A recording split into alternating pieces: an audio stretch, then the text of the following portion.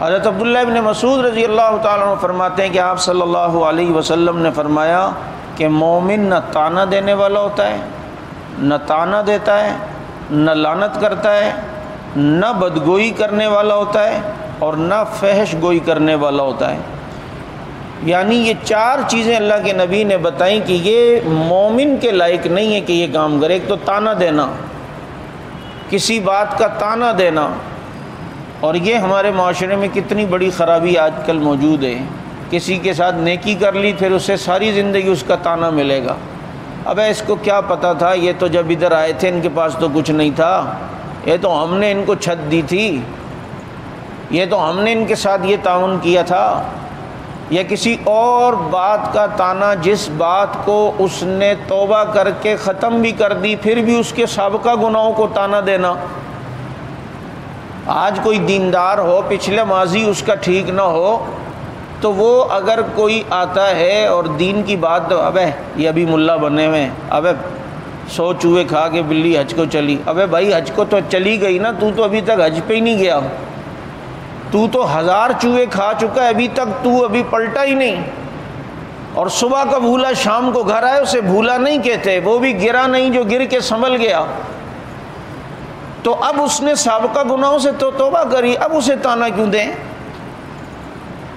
اس لیے جب کسی نے اپنے گناہوں سے توبہ کر کے اب زندگی نہیں گزار دی، اب اگر کوئی شخص اس کو سابقہ گناہوں پر طعنہ دیتا ہے، یہ طعنہ دینے والا مرنے سے پہلے خود اس گناہ میں مبتلا ہوگا۔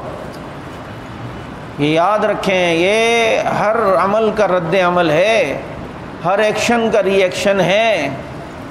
یہ اتنے آسان نہیں ہے جو الفاظ ہم کہہ کر فارغ سمجھتے ہیں بس نہیں ہوگا۔ اس لیے کسی نے کوئی گناہ سے توبہ کی، اب اس گناہ پر توبہ کرنے کے بعد اسے طعنہ دینا یہ حرام ہے۔ اللہ کے نبی نے فرمایا مومن یہ کام نہیں کر سکتا کہ طعنہ دے۔ اور جو بدبخت آج تک حضرت ابو سفیان کو طعنہ دیتے ہیں، وہ تو احد میں یوں مسلمانوں کے خلاف آئے تھے، وہ تو فلاں جنگ میں یوں خلاف آئے تھے، ابو سفیان تو فلاں جنگ میں یوں مسلمانوں کے خلاف۔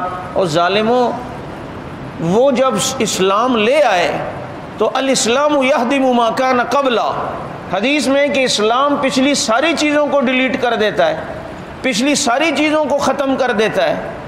جب اسلام پچھلی ساری چیزوں کو ختم کر دیتا ہے اور اب وہ نبی کے صحابی بن گئے ہیں، اب بقیہ زندگی ان کی دین کی خدمت میں گزری ہے، اسلام کی خدمت میں گزری ہے، تو مجھے بتائیں اب ابو سفیان رضی اللہ تعالیٰ عنہ ہوں یا باقی کوئی صحابی ہوں جو کہ ماضی کے اندر اگر اسلام کو نقصان پہنچانے میں تھے اور پھر بعد میں انہوں نے توبہ کر کر اسلام قبول کر لی، اب انہیں طعنہ دینا جائز ہوگا؟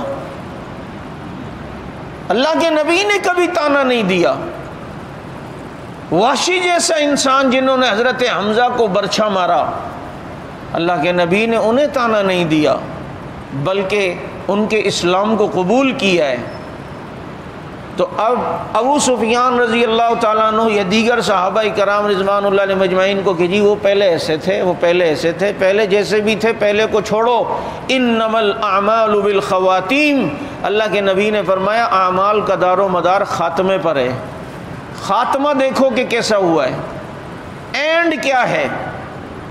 یہی وجہ ہے کہ اس اینڈ کو دیکھیں، آخری کو جب دیکھیں گے تو کسی قسم کی لڑائی نہیں ہوگی۔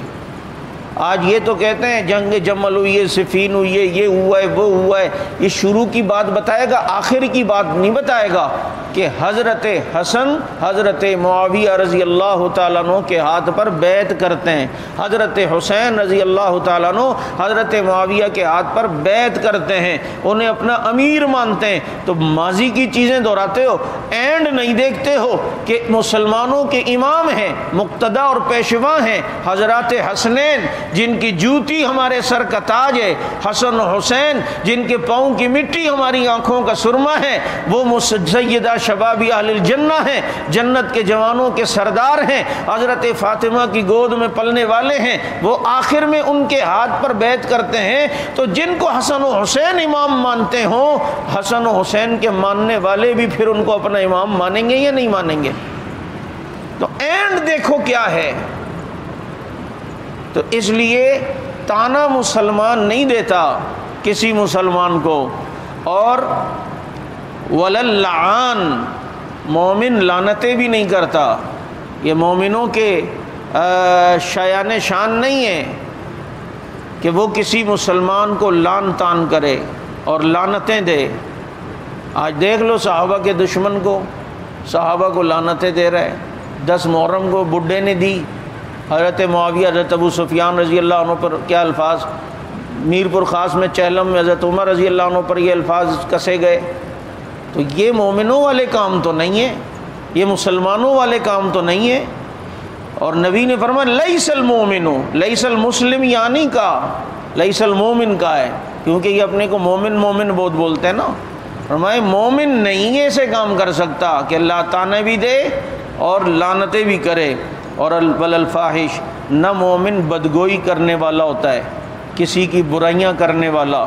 اب مجھے بتاؤ، جو اچھائیوں کی پوری ایک جماعت ہے، اگر ان کی بدگوئیاں ہوں اور ان کے خلاف بکواسات ہوں تو اس سے بڑا بدگو پھر اور کون ہوگا؟ اور وللبذی، اور مسلمان فحش گوئی بھی نہیں کرتا، بری باتیں، فحاشی کی باتیں جیسے آج کی جاتی ہیں کہ جو متع کرے اس کو یہ فضیلتیں ملتی ہیں، متع کرنے کے بعد جو بوسہ دے اس کو پہاڑ کے برابر اجر ملتا ہے، متع کرنے کے بعد جو غسل کرے تو پانی کے ہر قطرے سے 70,000 فرشتے پیدا ہوتے ہیں جو متع کرنے والے اور کرنے والی کے لیے دعا کرتے ہیں۔ یہ فحاشی کی طرف لوگوں کو بلانا ہے یا نہیں کہ کوئی گواہ کی ضرورت نہیں ہے، بس وہ میاں بیوی راضی تو کیا کرے گا قاضی اور کیا کرے گا ابا جی، بس جناب جو بھی اگر راضی ہے تو سو جائے گا، وہ چاہے 1 گھنٹے کا ٹیمپریری نکاح ہو، چاہے 2 گھنٹے کا ہو، چاہے 4 گھنٹے کا ہو، اور اس میں کوئی ولی کی اجازت بھی ضرورت نہیں ہے، اور 4 سال کی بچی سے بھی متع ہو سکتا ہے، اور جناب بالغ سے بھی ہو سکتا ہے، اور بڈھی سے بھی۔ یہ ساری فحش گوئی باتیں یہ کون کر رہا ہے؟ اللہ کے نبی نے فرمایا مومن بدگو نہیں ہوتا۔ اس لیے ہمیں بھی اس کا خیال کرنا چاہیے کہ فحش گفتگو نہ ہو، اپنی گفتگو کے اندر یہ جو فحش باتیں ہوں کہ جس سے دوسروں کی جو ہے وہ جذبات گناہوں کی طرف ابھرے، ان باتوں سے جو ہے وہ اجتناب کرنا چاہیے۔